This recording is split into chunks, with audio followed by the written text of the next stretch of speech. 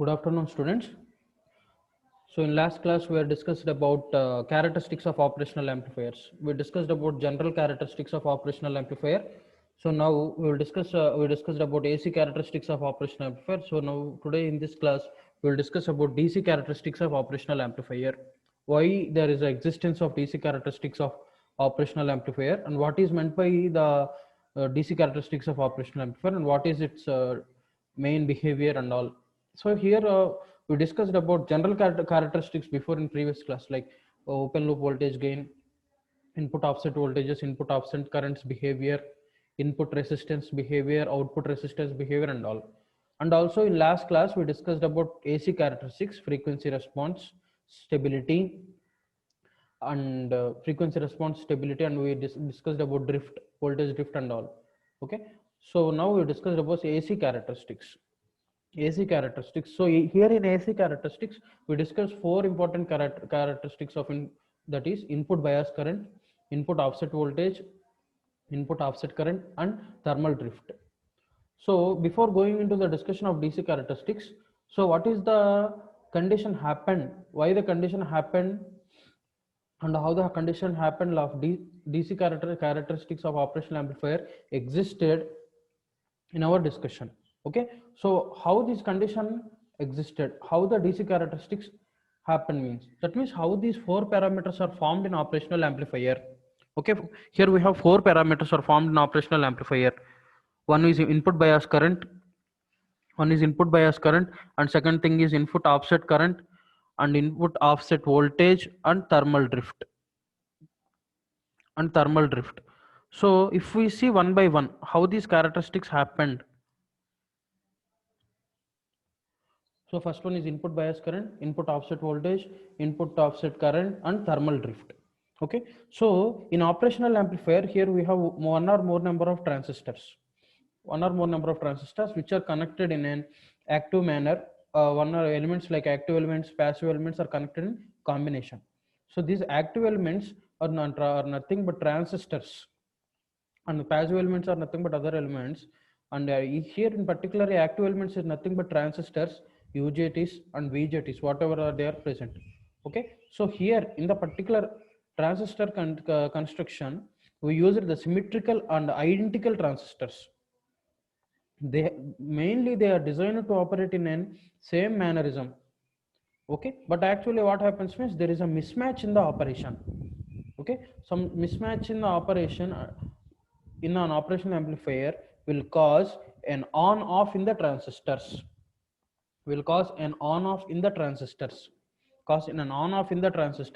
so this on off condition of the transistors will cause a mismatch. So initially we have taken identical transistors, but the identical transistors is having certain issue.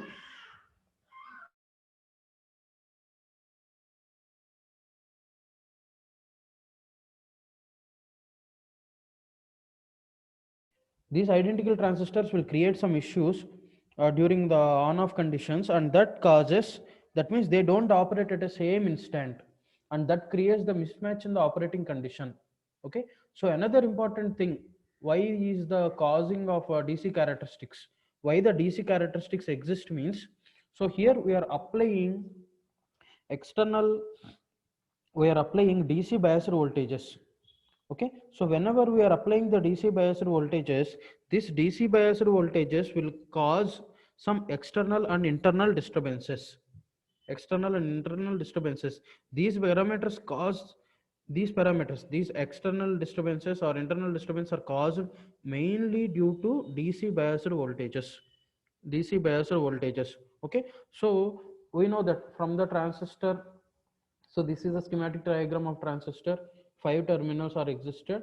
One is the inverting terminal and non-inverting terminal. Here we have DC biased voltages plus B and minus V, plus VB and minus VB. So because of this particular DC biased voltages, these four characteristics of DC operational amplifier is existing. So first characteristic is input bias current. So what is the behavior of input bias current in DC classification? The current flowing through the input terminals. the current which is flowing through the input terminals. So here what we did means we grounded the input terminals. Inverting terminal and non-inverting terminal is grounded. That means we are giving zero input voltage. Okay, zero input voltage, right? We are giving zero input voltage. What actually happens means, even though input terminals are grounded, even though the input terminals are grounded, there is certain amount of small amount of current is flowing through the inverting and non-inverting terminals. Okay, the current is flowing with respect to inverting and non-inverting terminals is nothing but input biasing current. See the nomenclature, IB minus and IB plus. Okay, so if we take the ideal operational amplifier, if the operational amplifier worked in an ideal condition, we cannot give, if we connect two input terminals to the ground, then the output voltage V0 is nothing but zero. V0 will be zero in ideal operational amplifier. But what actually happens means, here this is a practical operational amplifier. In this practical operational amplifier, if we connect the inverting and non-inverting terminals to the ground, what actually happens means, some minimum amount of current starts flowing through the inverting and non-inverting terminals. So that current is nothing but IB minus and IB plus. Okay, so IB minus current is flowing through the inverting terminal and IB plus is current flowing through the non-inverting terminals. So this bias currents will produce some error in the output. This bias currents will produce some error in the output, even though IB minus and IB plus are very less quantitative in magnitude. They are having very low magnitude. Okay, IB minus and IB plus are having very less magnitude, even though they are having very less magnitude. So the condition what will happen means, around very less magnitude current will produce certain amount of output error, some minute error will be produced. So what is the main operating principle of operational amplifier means, here our basic operational amplifier is having very high gain. We discussed in the concept of stability in a stress class. From the definition itself, we said that a high gain operational amplifier which is connected with respect to one or two differential amplifiers, and next connected to a level shifter, and next it is connected to an output stage.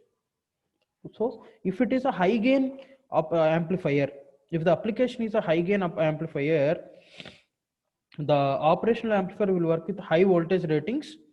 So the operating amplifier which is operated with high gain voltages will with minimum values, with the low minimum values, IB minus and IB plus, will produce a severe error. Okay, the error which is created will be minimized, but if the operating amplifier is operated at low values, that means if the operating amplifier is operated at high gain value, the error created by the gain currents is eliminated, it is neglected, it is very negligible. But if the operational amplifier is operated at low values, minimum amount of biasing currents, IB minus and IB plus, these minimum amount of biasing currents will cause a severe error. So how can we said that means, we know that as per the literature definition, we said that what is meant by input bias current means the current flowing through the input terminal. Okay, how can we define a biasing current means the current flowing through the input terminal. So IB plus is nothing but current flowing through the non-inverting terminal. IB minus is the current flowing through the inverting terminal. That is why we defined here as per literature. Okay, so when we are giving zero input voltage to the inverting and non-inverting terminals, but practically input terminals will have some low voltage, that is nothing but biasing voltage, IB plus and IB minus. Okay, so this input bias currents is nothing but, so what will be the behavior of input bias currents? What will happen means, so if the input bias currents are applied to this particular inputs, what will happen mean, IB, there will be certain amount of, so how can we define input bias current? We are giving we have two input bias currents, that is IB plus and IB minus. How can we define means, input bias currents is nothing but the average of current flowing through two inputs, inverting and non-inverting, average of two inputs, that is IB plus and IB minus. This average of IB plus and IB minus is nothing but the average, IB plus and IB minus. Okay, so this condition, so here we define the input base current. IB is equal to IB plus plus of IB minus divided by 2. Okay, just 1 second.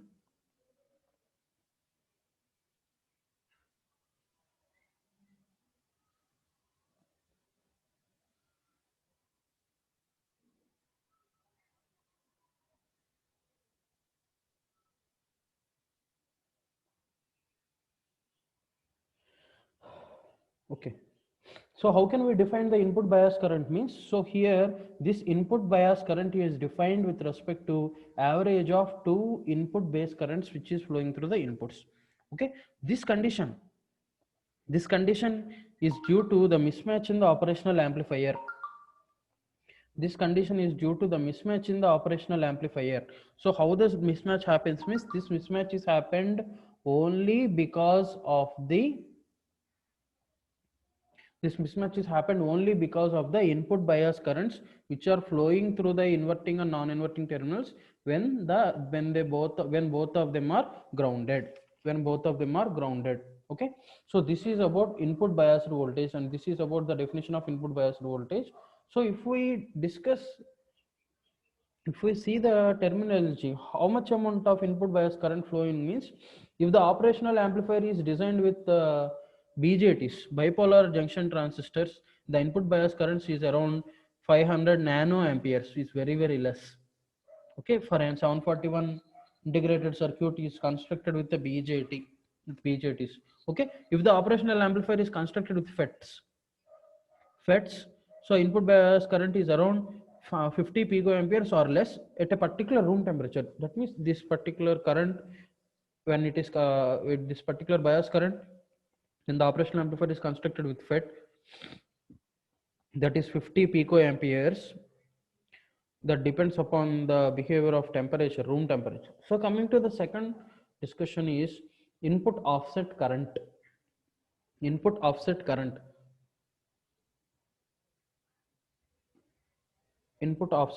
Second discussion is input offset current. So how this input offset current happens in our operational amplifier means the magnitude of difference between two biasing currents which are flowing through the inverting and non-inverting terminals. That means here the magnitude, see here, input offset current is nothing but the magnitude of difference between IB minus base current plus and base current minus.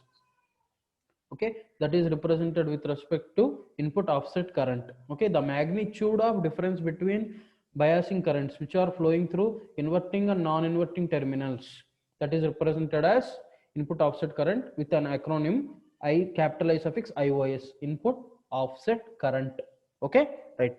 So the main difference between IB plus and IB minus, okay, we can't say that IB plus and IB minus is having same magnitude,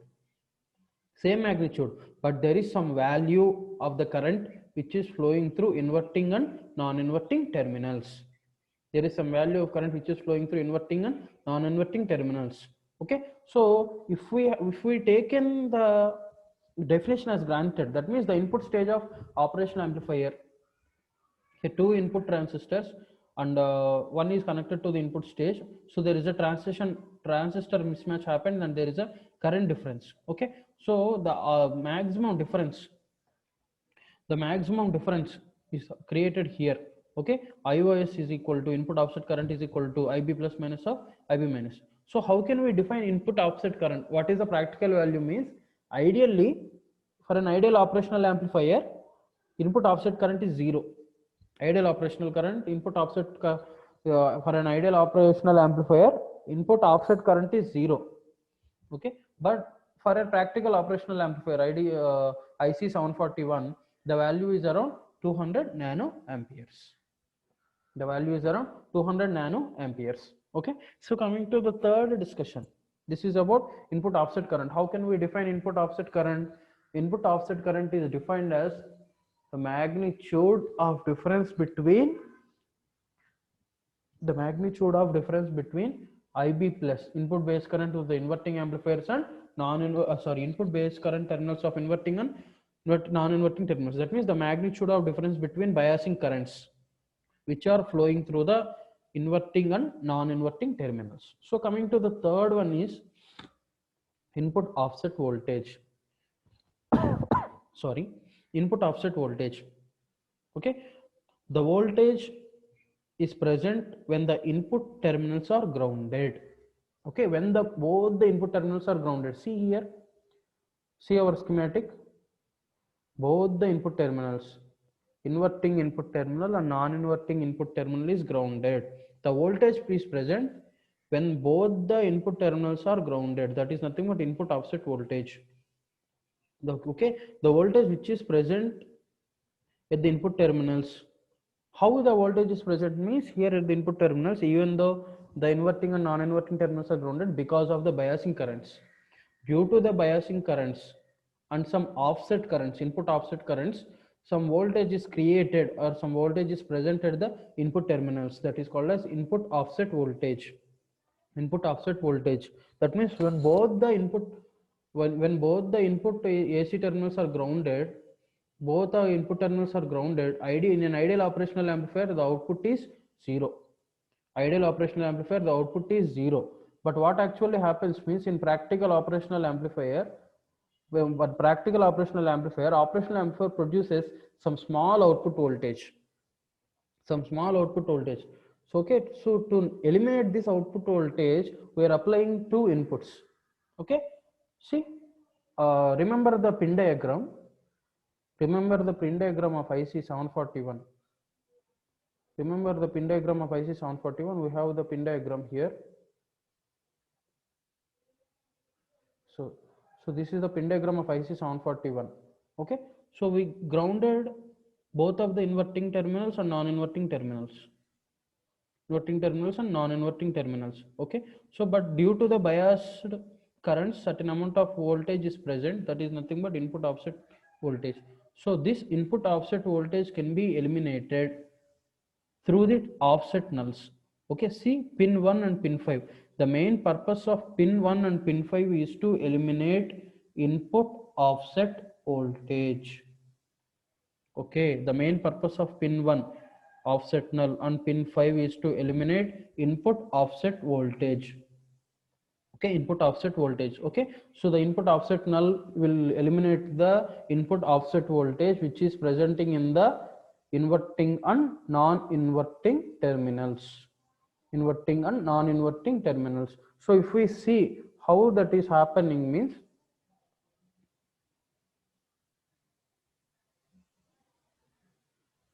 inverting and non-inverting terminals. So how that happens means, so if the input voltage and output offset voltage is same at a particular condition, when input voltage and output offset voltage is same, the input voltage is present at the input terminals and the output offset voltage. Okay, that means if two voltages here, see the schematic, these two voltages which are created at the inverting terminals and non-inverting terminals, two voltages which is created with the help of biasing currents will produce with respect to an offset voltage. So to nullify this offset component, what we are doing is we are using pin 1 and pin 5, the offset null. That means the additional voltage is applied to eliminate the input offset voltage. Okay, input offset voltage, right? So coming into the next discussion, that is fourth one, output offset voltage. Output offset voltage. The effect of bias current and offset current and voltage will create some error to the DC level of the output of the amplifier. So the main purpose of output offset voltage is, so DC voltage is present at the output. DC voltage is present at the output. The output of the input is grounded, is called as output offset voltage.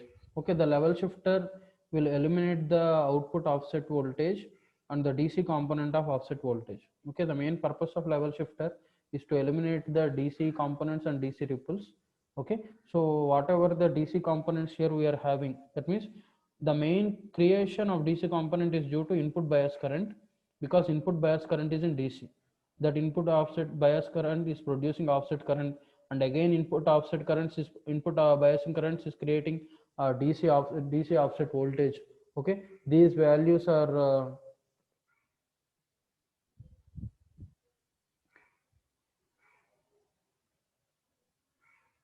these values has to be eliminated with respect to level shifter. Okay, coming to the next one is thermal drift. Next characteristic is thermal drift or temperature drift.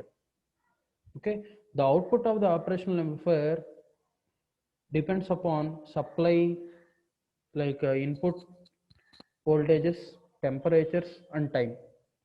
Okay, but what actually happens means, but temperature will play an important role of operational amplifier.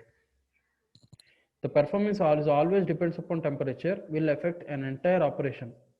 How that means, if the operational amplifier is working at room temperature, normal 27 degrees to 30 degrees, whatever it may be the room temperature, you're operating at room temperature, it will produce an output performance, proper genuine output performance if the operational amplifier works at room temperature. If the temperature changes or rises beyond the room temperature, then the performance will get changes. That means there is a drift in temperature, there is a change in temperature. When the room temperature is getting changes, the entire operation of the operation amplifier is getting changes. This thermal drift or this temperature drift or this temperature effect is applied to any parameter of offset voltages, offset currents or bias currents. Okay, what how can we define the offset voltage drift? How, if we apply the drift in temperature with respect to the quantity, input offset drift is represented with respect to delta VIOS with respect to time. With respect to time, delta VIOS is nothing but change in voltage parameter, and delta T is nothing but change in temperature. Okay, so the depends upon the dependence on operational amplifier on temperature is indicated with a factor called temperature drift or thermal drift. That means the average rate of change in input to change in output with respect to temperature is called as temperature drift or thermal drift. This factor, how can we define this? Means average rate of change of input to change of output parameter with respect to temperature is called as thermal drift or temperature drift. Okay, so input offset current is represented, input offset voltage is represented here, and if we represent input offset current, that is equal to delta IIOS divided by delta T.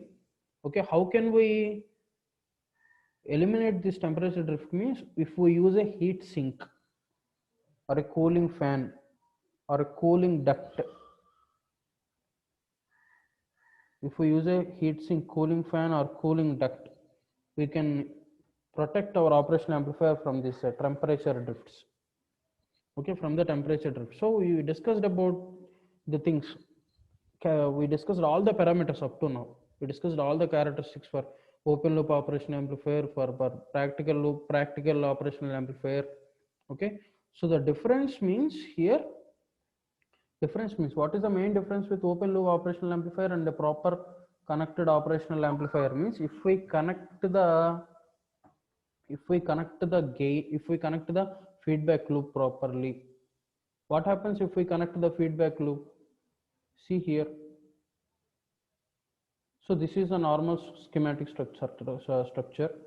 If we connect the feedback loop, anyone just answer to my question. If we connect a feedback loop, anyone, I am connecting a feedback loop here, what will happen? Someone, there is no chat box here, that's the problem. So if we connect the feedback loop here, what happens means the stability of the system is improved. That too with the negative feedback, the stability of the system is improved very much. Okay, if we see the input voltage of the inverting terminal and non-inverting terminals, both are grounded. Okay, at that condition, what happens means certain amount of bias currents, IB plus and IB minus, are flowing through the inverting and non-inverting terminals. Okay, there is no input voltage, V1 is grounded and non-inverting terminal is also grounded. Okay, so what happens means even though there is no input, there is no input, so how much means the condition here 5000 nanoamperes of current is flowing with the help of the bias currents. 5000 nanoamperes of current is flowing in the operational amplifier of an operational amplifier, and if it is an FET, around 50 picoamperes is flowing. So what will be the output voltage? Okay, if the operational amplifier, if we connect a feedback resistance here, and what will happen to the operational amplifier means, at the operational amplifier, if the operational amplifier is having a resistance of 1 mega ohm, V naught is equal to, what will be the output voltage? IB is equal to 5000 nanoamperes. Yeah, actually 500, right? It's having 500 nanoamperes into 1 mega ohms, that is around 500 millivolts. So output is driven to 500 millivolts when the input is zero. This happens, this entire condition is happened only because of the biasing currents. Okay, so there, if this particular 500 millivolts is happening means this causes a serious error. Okay, this causes some error value. Some error value is created with respect to output signal. How can we eliminate that error? That is the question. How can we eliminate the error? Okay, so right, we connected a negative feedback and that improves stability. We know that. So the process of eliminating these values is done by connecting a compensating resistance. A compensating resistance is connected to the non-inverting terminal. See, here we will connect a compensating resistance, and this is our new circuit. Okay, so difference between old schematic means, so with respect to previous schematic, we connected the feedback resistance to improve stability and to eliminate the error in the output. What we did means we connected R component, compensating resistance. Okay, the process of with the help of compensating resistance we can eliminate the error value. This compensating resistance is connected with respect to non-inverting terminal. This compensating resistance value must be equal to the equivalent resistance value of R1 and RF. If R1 and RF both are connected in parallel, R1 and RF both are connected in parallel, R1 and RF both are connected in parallel. Okay, what happens means R components, R1 and RF both are connected in parallel, those will be equal, parallel be equal to R component. Okay, so the effect of output voltage which is caused due to biasing currents can be eliminated by connecting the compensating resistance. Okay, the output voltage, there is a creation of output voltage.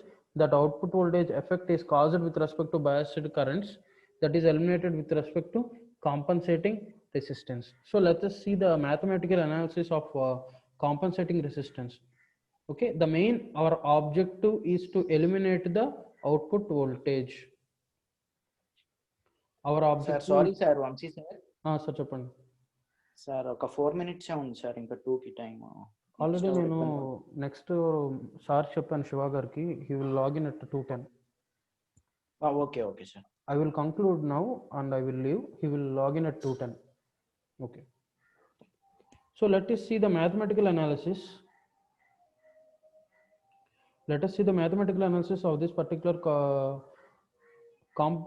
compensating resistance. If we eliminate the main objective of compensating resistance is to eliminate the output voltage.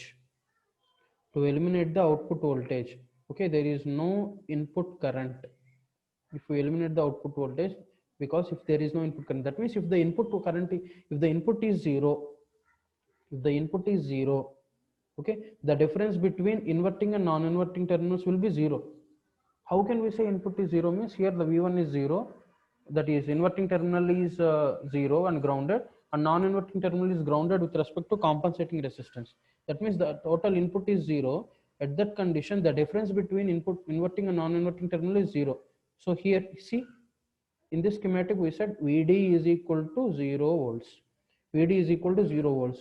So if we see the voltage drop across this point A, if we see the voltage drop across the point A and voltage drop equal at the point B, so this is the small a and this is small b. Voltage drop across a point A is equal to voltage drop across point B because Vd is equal to 0. If A and B are having same voltage drop values, A and B are having same voltage drop values, when the temperature between two nodes is 0, the temperature between two nodes is 0, then V naught will be 0.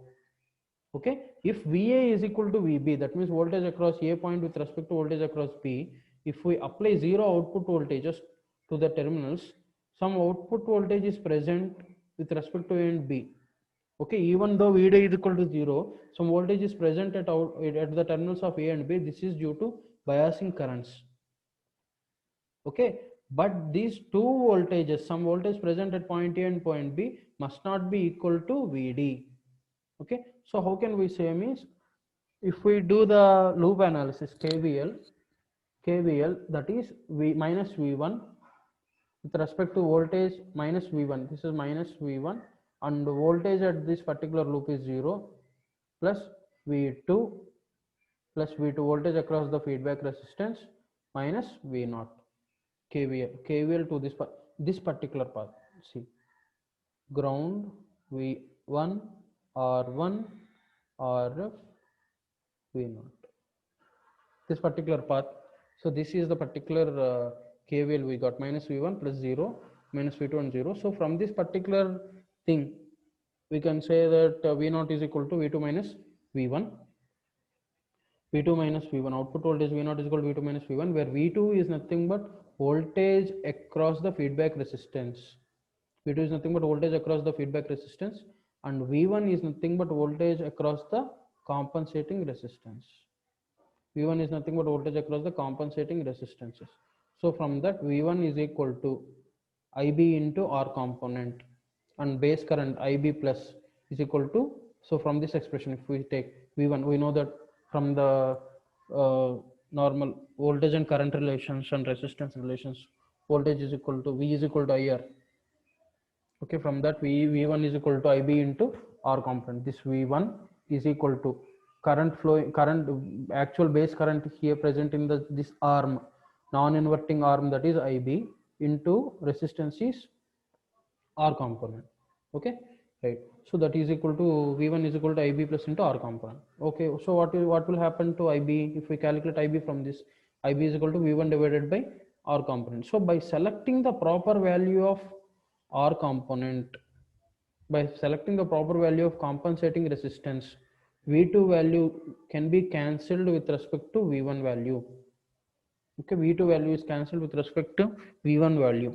So our objective here, we have to produce 0 output. That means when the input signal is 0, our intention is to when the V1 input signal is 0, our intention is to produce 0 output. That means at the condition V0 equal to 0, or at the condition when V1 is equal to V2, at ideal condition, we can maintain a proper value of compensating resistance, and we can maintain V1 is equal to V2. And at that condition, when V1 is equal to V2, V output is equal to 0. Okay, that means when V0 is equal to 0,